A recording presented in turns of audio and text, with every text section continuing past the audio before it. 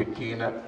আল্লাহ পাক কালামুল্লাহর মধ্যে বলেন খাঁটি মুমিন তারা, তাদের এক নাম্বার বৈশিষ্ট্য ইন্নামাল মুমিনুনা আল্লাযীনা ইযা যুকিরাল্লাহু ওয়াজিলাত কুলুবুহুম। খাঁটি মুমিন সেই ব্যক্তি যে ব্যক্তি আল্লাহর নাম শুনলে দিলের মধ্যে প্রকম্পিত হয়, ভয় আসে। আল্লাহর নাম শুনলে যদি হৃদয়ের মধ্যে ভয় আসে বুঝতে হবে আপনি মুমিন, যদি ভয় না আসে বুঝতে হবে আপনি ফাঁকা মুমিন, আপনি ভেজাল মুমিন। কথা বলেন। আমাদের হার্ট, আমাদের লিভার, আমাদের ফুসফুস সব চলে কার হুকুমে? আমরা যখন ঘুমায় যাই কেমন যেন আমরা অর্ধেক মরে যাই, ঠিক কি না? এই জন্য ঘুম থেকে ওঠার পরে আমরা দোয়া করি আলহামদুলিল্লাহিল্লাযী আহইয়ানা বা'দা মা আমাতানা ওয়া ইলাইহিন নুশুর। আমরা শুকরগুজারি করি কার? সমস্ত প্রশংসা আল্লাহর জন্য, আল্লাযী যিনি বা'দা মা আমাতানা মৃত্যু দেওয়ার পরে যিনি আমাকে আবার জীবিত করেছেন। কাজে আমি আপনি যখন ঘুমাই কেমন যেন অর্ধেক মরে যাই, কিন্তু আমি ঘুমাইলেও আমার হার্ট ঘুমায় না, আমার নিঃশ্বাস ঘুমায় না। যে মহান সত্তা আমার প্রতি দয়া করে, যিনি আমার হার্ট সচল রেখেছেন, যিনি আমার কিডনি সচল রেখেছেন, বলুন তিনি কে? বাদশা হারুন ইবনে রশিদকে বলা হয়েছিল, বাদশাহ যদি আপনাকে বলা হয় দুনিয়ার কোথাও খাবার নাই, কোনো পানি নাই, পানির জন্য ছটফট করছেন, ওই সময় কেউ যদি আপনাকে বলে আধা গ্লাস পানি আমার কাছে আছে, বাদশাহ আমি এই আধা গ্লাস পানি আপনাকে দিতে পারি, শর্ত একটা। কি শর্ত? বলে আপনার যে সাম্রাজ্য আছে এই সাম্রাজ্যের অর্ধেক যদি লিখে দেন তাহলে এই পানি দিব। তখন আপনি কি করবেন? বাদশাহ বলে আমার জীবন বাঁচানোর জন্য আমি আমার অর্ধেক সাম্রাজ্য দিয়ে দিতেও রাজি। কথা বলেন ঠিক কি না? টাকার যখন মানুষের সামনে অস্ত্র নিয়ে দাঁড়ায় তখন মানুষ যত দামি গয়না হোক, আইফোন হোক, জীবন বাঁচানোর আশায় দিয়ে দেয় কি দেয় না? অনেক ডাকাত আবার ভদ্র আছে, ধর্ম আছে, হুজুর মাফ করছেন তো, মাফ করছেন তো, সব নিয়ে আবার কি নেয়? মাফ করছেন তো, মন থেকে দিছেন তো। দেখ গলায় পিস্তল ধরলে আর পেটে ছুরি ধরলে মানুষকে মন থেকে দেয়। মুআজ্জাজ হাজিরিন, মুআজ্জাজ হাজিরিন, আল্লাহ পাক বলেন খাঁটি মুমিন সেই ব্যক্তি যে ব্যক্তি আল্লাহর নাম শুনলে তার দিলের মধ্যে ভয় আসবে, ঠিক কি না? বলছিলাম আমরা ঘুমাই, আমাদের হার্ট, লিভার, কিডনি, ফুসফুস ঘুমায় না, এগুলো যিনি চালান তিনি কি? হারুন ইবনে রশিদ বলে তাম পৃথিবীতে যদি পানি পাওয়া না যায়, জীবন বাঁচানোর জন্য আমার কাছে ওই সময় এক ঢোক পানি আমার কাছে মনে হবে সাম্রাজ্যের অর্ধেকের চাইতে বেশি দাম, ঠিক কি না? এই পানি আমাদেরকে দিয়েছেন তিনি কে?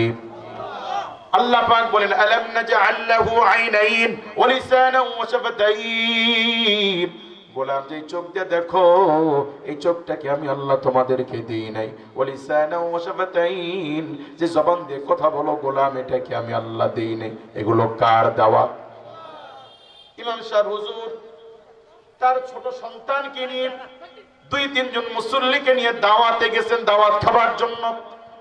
ঘরের মধ্য থেকে মহিলা বলতেছে হুজুর অমুকের আব্বা হঠাৎ গুরুত্বপূর্ণ একটা ফোন আসছে, বাড়ি থেকে বাজারে গেছে, ঘরের দরজা খোলা আছে, আপনারা বসে দোয়া পড়েন। হুজুর কয়েকজন মুসল্লি নিয়ে দোয়া পড়লেন, দোয়া শেষ হলো। ওই ঘরের মাঝখানে একটা কালো পর্দা ছিল। ঘরের মহিলা পর্দার নিচ দিয়ে ভাতের তরকারির বল, ভাতের বল, গোস্তের বল, মুরগির বল ঠেলে ঠেলে পর্দার নিচ দিয়ে দিচ্ছে। কোন দিক দিয়ে? মুসল্লিরা এগুলো নিয়ে হুজুর সহ সবাই বসে বসে খাচ্ছি। খাওয়া মোটামুটি শেষ পর্যায়ে হুজুরের ছোট ছেলে বলতেছে আব্বা এরকম একটা পর্দা আমাদের বাড়িতেও কিনবেন কেমন? বলে আব্বা কি জন্য? বলে কি সুন্দর পর্দা, পর্দার নিচ দিয়ে গরম ভাত আসতেছে, গরুর গোস্তের তরকারি আসতেছে, মুরগির তরকারি আসি, আমাদের ঘরেও যদি এমন একটা পর্দা থাকে, পর্দার নিচ দিয়ে ভাত আসবে, তরকারি আসবে।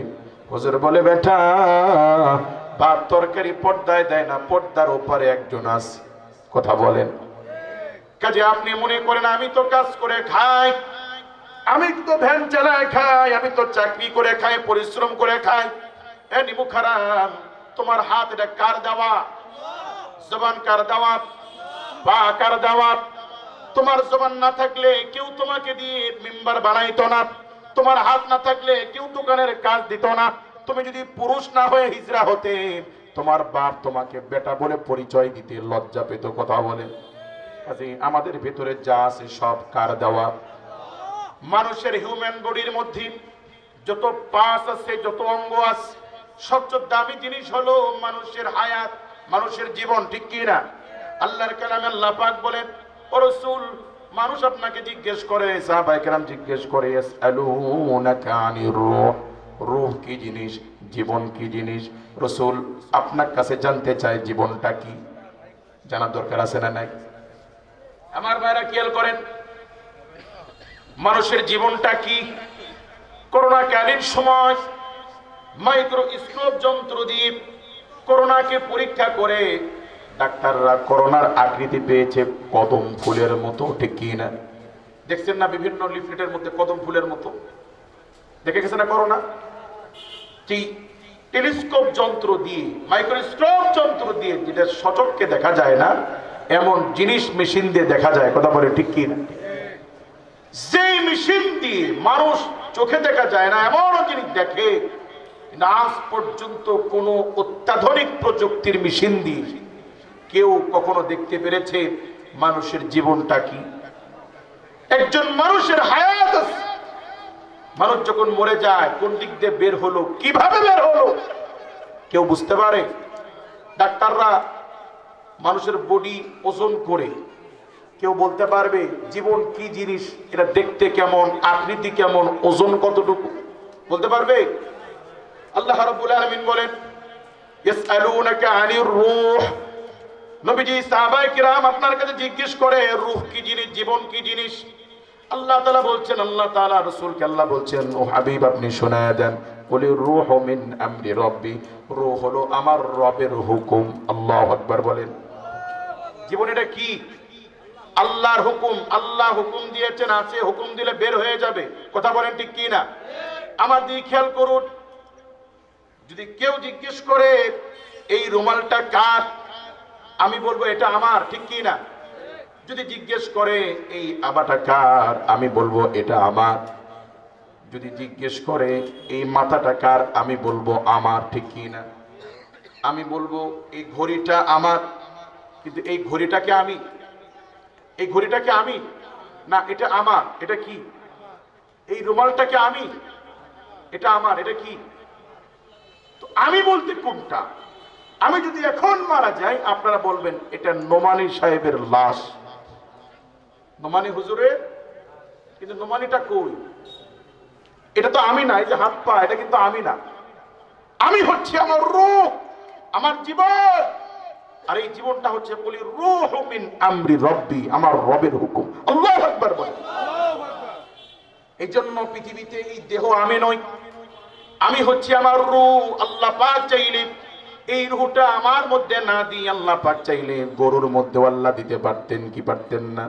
কাজে মুমিন, খাঁটি মুমিন তারাই, ইন্নামাল মুমিনুনা আল্লাযীনা ইযা যুকিরাল্লাহু ওয়াজিলাত কুলুবুহুম, যে মুমিন আল্লাহর নাম স্মরণ হলে দিলের মধ্যে ভয় আসবে। যদি ভয় আসে বুঝতে হবে সে খাঁটি মুমিন। কথা বলেন ঠিক কি না? কাজে আমার ভাইয়েরা, আমরা আল্লাহকে ভয় করব তো ইনশাআল্লাহ, আল্লাহকে ভয় করে নামাজ পড়বো তো ইনশাআল্লাহ। বলছিলাম একজন শিশুর উপরে হজ ফরজ হয়, পর্দা ফরজ হয়, রোজা ফরজ হয় বালেগ হলে। বলেন কি হলে? কিন্তু নামাজ আল্লাহ পাক বালেগের সাথে করে দেন নাই। শিশুর বয়স 10 বছর, নামাজ ফরজ, বালেগ হোক চাই না হোক। কাজে নামাজের গুরুত্ব কম না বেশি? নামাজের গুরুত্ব কত বেশি! আল্লাহর রাসূল বলেন, কোন মুমিন যদি ফজরের 2 রাকাত সুন্নাত নামাজ পড়ে, আল্লাহ পাক এই ব্যক্তির প্রতি এত খুশি হয়, 7 আসমান জমিন ওমা ফিহা, এর মধ্যে যত যা কিছু আছে সব একদিকে আল্লাহর কাছে। মুমিনের ফজরের সুন্নাত একদিকে, দুনিয়ার সব কিছুর চাইতে আল্লাহর কাছে মুমিনের ফজরের সুন্নতের দাম অনেক বেশি। সুন্নতের দাম যদি এত বেশি হয়, ফরজেরটা কম না বেশি? তার মানে মুমিন, তুমি যদি ফজরের সুন্নাত নামাজ না পড়তে পারো, কেমন যেন আসমান জমিনের চাইতে দামি জিনিস তোমার হাতের মধ্যেই আসার পরও তুমি নিতে পারলা না। কথা বলেন। কাজে নামাজ পড়া দরকার আছে না নাই? বিশ্বাস করুন, একবিংশ শতাব্দীর স্বৈরাচার হাসিনা সীমান্তের ওপারে গিয়ে যতটা আফসোস করছে, হাই কেন আমি ছাত্রদেরকে রাজাকারের বাচ্চা বলতে গেলাম, যদি না বলতাম আজকে তো হয়তো আমি থাকতে পারতাম। কথা বলেন ঠিক কিনা? বিশ্বাস করুন তার চেয়ে হাজার গুণ, লাখ গুণ, কোটি গুণ বেশি আফসোস আমরা করব। হাই কেন নামাজ পড়লাম না, হাই কেন নামাজ পড়ি নাই। আগে যদি জানতাম একটা সিজদায় আল্লাহ পাক এত বরকত দিবেন, দুনিয়ার জীবন শেষ হয়ে গেলেও নামাজ ছাড়তাম না। কাজে আমাদের নামাজ পড়া দরকার আছে না নাই? পড়বেন তো ইনশাআল্লাহ। মুআজ্জাজ হাজিরিন, কয়েকদিন পর রোজা আসতেছে। আল্লাহ পাক বলেন আইয়ামান মাদুদাত ফামান কানা মিনকুম মারিদান আও আলা সাফারিন ফাইদ্দাতুম মিন আইয়ামিন উখরা। আল্লাহু আকবার বলেন। রোজার মাসালা আল্লাহ পাক দিচ্ছেন, যারা রমজান মাসে অসুস্থ থাকবে, মুসাফির থাকবে, আল্লাহ পাক বলেন আইয়ামিন উখরা, তাদের জন্য কষ্ট হলে তারা পরে রোজা আদায় করবে।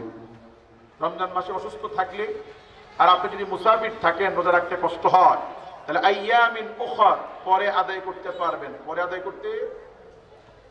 কিন্তু কোন ব্যক্তি যদি এমন হয় 100 বছরের বুড়ো মুরব্বী, প্যারালাইসিসের রোগী, বিছানায় পড়া রোগী, যিনি রমাদানেও পারবে না, রমাদানের পরেও সুস্থ হওয়ার সুযোগ নাই, এমন ব্যক্তির ক্ষেত্রে মাসালা হলো একজন গরিব ব্যক্তিকে দুবেলা পেট ভরে খানা খাওয়ায় দিলে, সাহারি ইফতারি পেট ভরে করায় দিলে ওই ব্যক্তির পক্ষ থেকে রোজার হক আদায় হয়ে যাবে।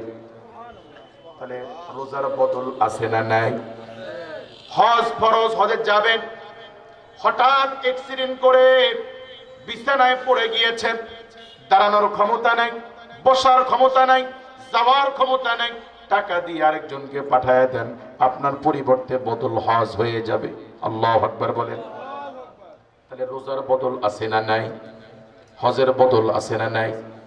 কিন্তু নামাজ এত দামি ইবাদত, আমিন, যত বুড়া হন, বিছানায় পড়ে থাকেন, প্যারালাইসিসের রোগী, হাত নাড়াইতে পারেন না, পা নাড়াইতে পারেন না, কথা বলতে পারেন না, কিন্তু যদি জ্ঞান থাকে এমন ব্যক্তিকেও ইসলাম নামাজের কোনো রুখসাত দেয় নাই, নামাজের কোনো মাপ নাই, এমনকি নামাজের কোনো বদলও নাই। আল্লাহু আকবার বলেন। যত বুড়া হন, যত বড় রোগী হন, আমিন, নামাজের কোনো রুখসাত নাই, নামাজের কোনো বদল নাই। তোমার নামাজ ইমাম সাহেব পড়ে দিলে হবে না, ছেলে মেয়ে পড়ে দিলে হবে না, তোমাকেই পড়া লাগবে। তার যে ইসলাম নামাজকে অসুস্থ রোগীর ক্ষেত্রে রুখসাত দেয় নাই, আমি আপনি সুস্থ মানুষ নামাজ পড়ি না, পিডানি আছে না নাই? আল্লাহ নবী বলেন কোন মুমিন যদি এক ওয়াক্ত নামাজ ইচ্ছা করে কাজা করে, কি করে? যে ব্যক্তি এক ওয়াক্ত ইচ্ছা করে নামাজ কাজা করবে, আল্লাহ পাক তাকে এক হুকবা জাহান্নামে দিবেন। বলেন কয় হুকবা? মুহাদ্দিসিনে কেরামগণ ব্যাখ্যা করেন এক হুকবা সমান সমান 2,88,00,000 বছর। পারবেন সহ্য করতে? এটা কিসের শাস্তি? কাজা মানে কি? একেবারে বাদ দেয় নাই, অন্তমত পড়তে পারে নাই, পরে পড়ছে, আসরের সময় পড়বে, খেলা দেখতে গিয়ে অক্ত কাজা করে ফেলছে, মাগরিবের পরে গিয়ে কাজা পড়ছে, এটা কাজা। এটা কি? এই কাজাও যদি কেউ করে আল্লাহ পাক তাকে এক হুকবা জাহান্নামে দিবেন। আল্লাহ নবী বলেন কোন মুমিন যদি এক ওয়াক্ত নামাজ ইচ্ছা করে ছেড়ে দেয়, আল্লাহ পাক তাকে 80 হুকবা জাহান্নামে দিবেন। কত হুকবা?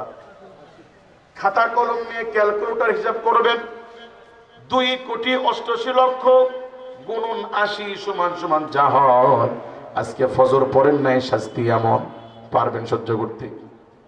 যদি 2 কোটি নাও হয়, 1 বছরও যদি হয়, এক ওয়াক্তের জন্য পারবে সহ্য করতে? এগুলো বিশ্বাস হয়? এগুলো বিশ্বাস হয় না মনে হয় আমাদের? হয়। তাহলে আমাদের ভয় কতটুকু, প্রস্তুতি কতটুকু? মুআজ্জাজ হাজিরিন, এই পৃথিবীতে একটা গরুর কোলানে সবসময় দুধ পাওয়া যায় না। যখন গরুর পেটে বাচ্চা আসে, যখন বাচ্চা প্রসব করে, গরুর কোলানে আল্লাহ দুধ দেন, ঠিক কি না? আমরা দুনিয়ার মানুষ বাছুরকে বেঁধে রেখে আমরা দুধ দহন করি কি করি না? যখন দেখি দুধ বের হয় না, স্তন প্রায় খালি, তখন আমরা বালতি সরানি, বাছুর ছেড়ে দিয়েছি। ছোট্ট বাছুর দৌড় দিয়েছে, মা কোলানে দুধ খাইতে গিয়েছে, দেখে দুধ নাই, অবুঝ বাচ্চা বাসুর মাকে প্রশ্ন করে, মা, তামাম দুনিয়ার সব মাখলুকের মায়েদের স্তনে আল্লাহ বাচ্চাদের দুধ রেখেছেন, মা তোমার স্তনে আমি পেটে আসার আগে দুধ ছিল না, আল্লাহ পাক আমার জন্য খাবার দিলেন, দুনিয়ার মানুষগুলো ওরা আমাকে বেঁধে রেখে সব খাবারগুলো নিয়ে গেল, মা কাজ কি ঠিক হলো?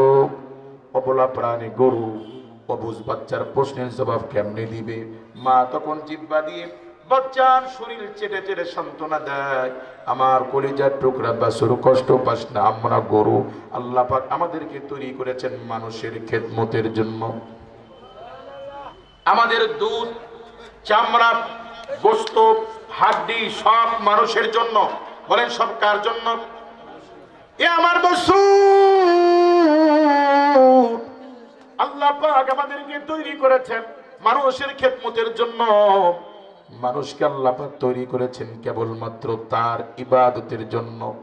কাজে মুমিন, আপনি আপনার বাচ্চাকে ভালোবাসেন, মুরগি তার বাচ্চাকে ভালোবাসে, কথা বলেন ঠিক কি না? যেই মুরগির বাচ্চাকে চিলে ধরতে আসলে মা মুরগি পাগল হয়ে যায়, ওই মুরগি আপনার খাবারের জন্য বাচ্চা বিসর্জন দেয়। কত মুরগি জবাই করে খেলেন, কত গরু জবাই করে খেলেন, ওদের বাচ্চাদেরকে ওদের মায়েরা ভালোবাসে কি বাসে না? মুমিন, তোমার রিজিকের জন্য মুরগি তার জীবন দিয়ে দিল, গরু তার জীবন দিয়ে দিল। মুমিন, এত নিয়ামত খাওয়ার পরেও যদি আল্লাহর জন্য নামাজ পড়তে না পারো, পিডানি আছে না নাই? কাজে নামাজ পড়া দরকার আছে না নাই? পড়বো ইনশাআল্লাহ। এই দুনিয়া নিকৃষ্ট প্রাণী কুকুর, যে ঘরে থাকে রহমতের ফেরেশতা আসে না। কুকুর যেই বাটিতে মুখ দেয় ওই বাটি 7 বার না ধুলে খাওয়া জায়েজ নাই। কুকুরের গায়ের পানি যদি কারো কাপড়ে লাগে ওই কাপড়ে নামাজ হয় না, তার মানে কুকুর পবিত্র নাকি নাপাক? এই নাপাক প্রাণী কুকুর 3 দিন 4 দিন পর পর মুমিন আপনার ময়লার বালতির পোড়া ভাত, পচা ভাত, হাড় হাড্ডি, খাবারের জুঠা যদি নিকৃষ্ট প্রাণী কুকুরকে আপনি খাইতে দেন, কুকুর রাত জেগে জেগে আপনার বাড়ির দারোয়ানের ডিউটি পালন করে। আপনি পরিবার নিয়ে ঘুমান, কুকুর ঘুমায় না, কুকুর চিন্তা করে এই বাড়ির মালিক আমাকে থাকার জায়গা দিয়েছে, এই বাড়ির মালিক আমাকে খাবার দেয়, আমি ঘুমাইলে চোর আসতে পারে, ডাকাত আসতে পারে, ঠিক কি না? কাজে মুমিন নিকৃষ্ট প্রাণী কুকুর সামান্য পুরা ভাত, পচা ভাত, হাড়ি খেয়ে যদি মুমিন আপনার বাড়ির যদি দারোয়ানের ডিউটি পালন করতে পারে, আপনি আল্লাহর এত নিয়ামত খেয়ে, আল্লাহর এত নিয়ামত পেয়ে যদি আল্লাহর জন্য নামাজ পড়েন, পিঠা নিয়ে আসে না নাই? কক্সবাজার থেকে একটা গাড়ির কন্ট্রাক্টর রাতের বেলা রওনা দেয়, সারা রাত ধরে গাড়ির দরজার পাশে দাঁড়ায় থাকে কি থাকে না? ওস্তাদ ডানে বামে সামনে পিছনে ড্রাইভারকে গাইডলাইন দেয়। এই ড্রাইভার, এই কন্ট্রাক্টর সারা রাত ধরে দাঁড়ায় থাকে, কোমর ব্যথা করে বসে না, চোখে ঘুম আসে ঘুমায় না, পায়ে মশা কামড়ায়, এরপরও দাঁড়ায় থাকে। কারণ আমি 7-8 ঘন্টা ডিউটি করলে ঢাকায় যেতে পারলে 700 টাকা বেতন পাবো, ঠিক কি না? 700 টাকার বেতনের জন্য একজন কন্ট্রাক্টর যদি মুমিন রাত ভর যদি দাঁড়া দাঁড়া ডিউটি পালন করতে পারে, যে আল্লাহ পাক হাত দিলেন, পা দিলেন, জবান দিলেন, মানুষ বানালেন, সেই আল্লাহর জন্য নামাজ পড়া দরকার আছে না নাই? পড়বো ইনশাআল্লাহ। এই মুহূর্তে আমি একটা জিনিস চাইবো আপনাদের কাছে, দিবেন আপনারা? অনেকে এখন কথা বলতে সাহস পাচ্ছে না, যে জানি কালেকশন হবে না, হুজুর কি কালেকশন করবে নাকি? না টাকা পয়সা চাবো না। এই মুহূর্তে আপনারা সত্য কথা বলবেন, বলা যাবে ইনশাআল্লাহ। যারা নামাজকে বোঝা মনে করেন, ভারী মনে করেন, হুজুর যত ওয়াজ করেন, বহুত ওয়াজ শুনছি, আমার দ্বারা নামাজ হবে না, যারা নামাজকে এরকম ভারী আর বোঝা মনে করেন, আল্লাহর রাস্তায় ফরজটা শুরু করেন, তাও পড়েন। বাড়ি থেকে মসজিদ দূরে, হুজুর যত বুঝান আমার পক্ষে মসজিদে গিয়ে নামাজ পড়া সম্ভব না, ভাই ঘরে পড়েন, তাও পড়ে। হুজুর দোকান থেকে আমার পক্ষে মসজিদে যাওয়া সম্ভব না, ভাই দোকানে পড়েন, তাও পড়ে। সারা দিনে ফরজ নামাজ 17 রাকাত। বলেন কত রাকাত? হুজুর সারাদিন দোকানদারি করি, জোহরের সময় দোকান বন্ধ করে ঘরে যাই, পেটে থাকে ক্ষুধা, গিয়ে খাইতে বসে, খাওয়ার পরে শরীর ছেড়ে দেয়, এরপরে নামাজ পড়ার ধৈর্য থাকে না। আপনি জহুরকে 12 রাকাত মনে করার কারণে পুরা জহুরই ছেড়ে দিচ্ছেন।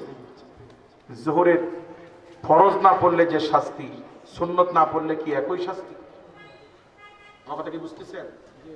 মানে সুন্নত না পড়লে যে শাস্তি, ফরজের কি একই শাস্তি? জহুরকে 12 রাকাত 10 রাকাত মনে করার কারণে পুরা জহুরই ছেড়ে দিচ্ছেন। আল্লাহ